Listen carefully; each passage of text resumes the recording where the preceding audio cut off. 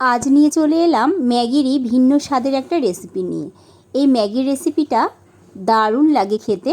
এরকমভাবে একবার ট্রাই করে দেখবেন, তাহলেই বুঝতে পারবেন যে এটা খেতে কতটা সুস্বাদু হয়।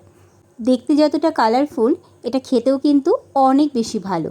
অন্যান্য ম্যাগির থেকে এই ম্যাগিটা খেতে কিন্তু আলাদাই স্বাদ হয়।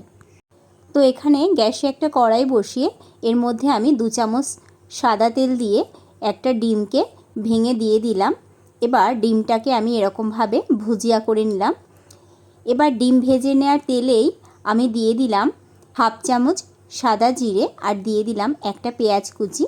এবার পেঁয়াজ কুচিটাকে একটু লাল লাল করে ভেজে নেব।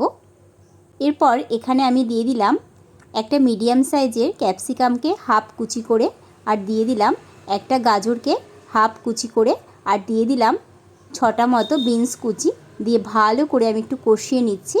কষিয়ে সবজিটাকে একটু ভেজে নিতে হবে। দিয়ে সবজিটা যখন সেদ্ধ হয়ে যাবে ততক্ষণ কিন্তু সবজিটাকে ভেজে নিতে হবে।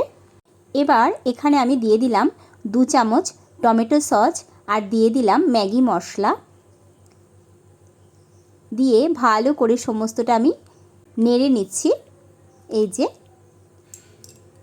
এবার এখানে আমি মিডিয়াম সাইজের বাটির 1 বাটি জল এখানে আমি অ্যাড করলাম। আর এখানে এই যে দেখুন 4 টুকরো ম্যাগি আমি দিয়ে দিলাম। দিয়ে ম্যাগিটাকে একটু উল্টে দেব।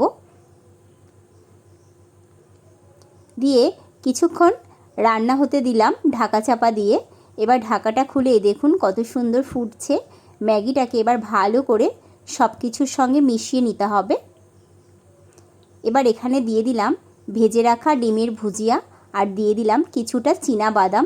এই চীনা বাদামটা দেওয়ার কারণে কিন্তু ম্যাগিটা অনেক টেস্টি হয়, অনেক ভালো লাগে খেতে।